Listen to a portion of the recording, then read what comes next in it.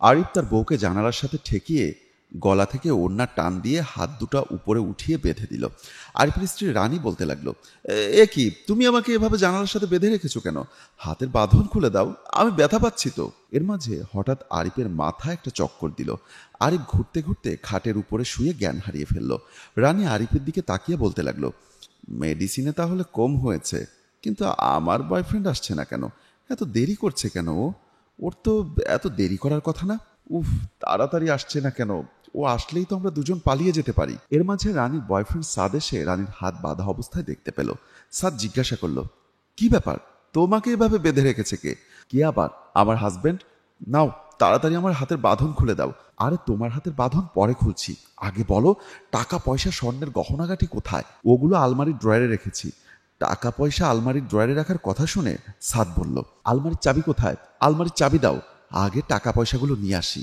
রানী বলতে লাগলো, আরে আগে আমার হাতের বাঁধনটা খুলে দাও, তারপরে দুজনে মিলে টাকা পয়সা নিয়ে এখান থেকে পালিয়ে যাব। সাদ আবারও বলতে লাগলো, তার আগে বলো চাবি কোথায়? আগে টাকা পয়সাগুলো হাতিয়ে নেই, তারপর তোমার হাতের বাঁধন খুলে দিচ্ছি। রানী দিশে না পেয়ে বলে দিল বালিশের নিচে আলমারির চাবি। সাদ দেরি না করে বালিশ উল্টে দেখতে পেল আলমারির চাবির ছড়া। সাদ চাবি নিয়ে ওখান থেকে চলে গেল আলমারির দিকে। সাদ আলমারির কাছে এসে খুলে দেখতে পেল ড্রয়ারে মাত্র 1,000 টাকা, আর কিচ্ছু নেই। সাদ 1,000 টাকার নোটটি হাতে নিয়ে চিন্তা করতে লাগলো, আরে এখানে তো অনেক টাকা থাকার কথা ছিল, কিন্তু এখানে মাত্র 1,000 টাকা। আর টাকা পয়সা সোনাদানা কোথায় গেল? সাদ ওখান থেকে দূরত্বে চলে গেল।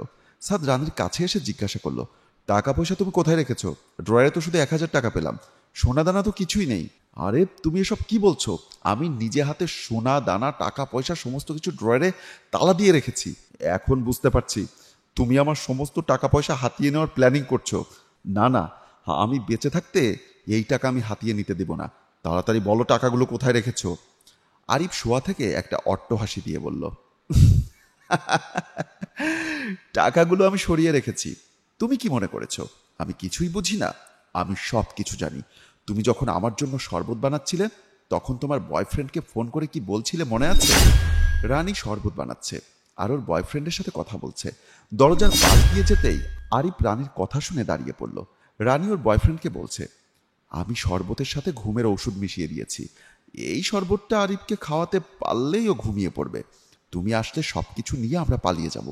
আরিফ সোফার উপরে বসে আছে। এর মাঝে রানী শরবত নিয়ে আরিফের হাতে দিয়ে ওখান থেকে চলে আসলো। আরিফ এদিক ওদিক তাকিয়ে গ্লাসের শরবত জানালা দিয়ে ফেলে দিয়ে বসে রইল। এর মাঝে রানী আবার এসে আরিফের হাত থেকে গ্লাস নিয়ে হাসি খুশি মনে চলে গেল। তুমি যে শরবত দিয়েছিলে সেটা জানালা দিয়ে আমি ফেলে দিয়েছি। আমি ঘুমের ভান ধরে দেখতে চেয়েছিলাম তুমি কি কি করো। আরে তুমি আমার স্ত্রী, তোমার কত টাকা লাগবে আমাকে বলতে, আমি দিতাম। তোমার কিসের অভাব বলো? আমি ফকির না যে তোমার কাছে হাত পেতে আমি টাকা চেয়ে নিব। ভেবেছিলাম তোমার টাকা পয়সা নিয়ে পালিয়ে সাদকে বিয়ে করব। তোমার লজ্জা করে না?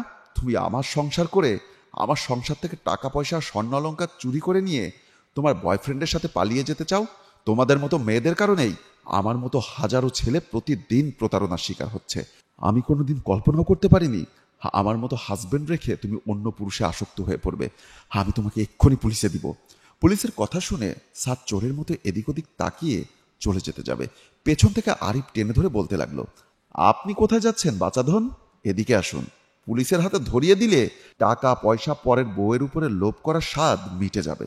এভাবেই সাদ আর রানীকে বকাঝকা করে পকেট থেকে ফোন বের করে পুলিশকে কল দিল এই দুই প্রতারককে ধরিয়ে দেওয়ার জন্য। বন্ধুরা, আমাদের এই গল্পটি যদি আপনাদের কাছে বিন্দু পরিমাণও ভালো লেগে থাকে, তাহলে অবশ্যই লাইক, কমেন্টস এবং শেয়ার দিয়ে আমাদের সঙ্গেই থাকবেন।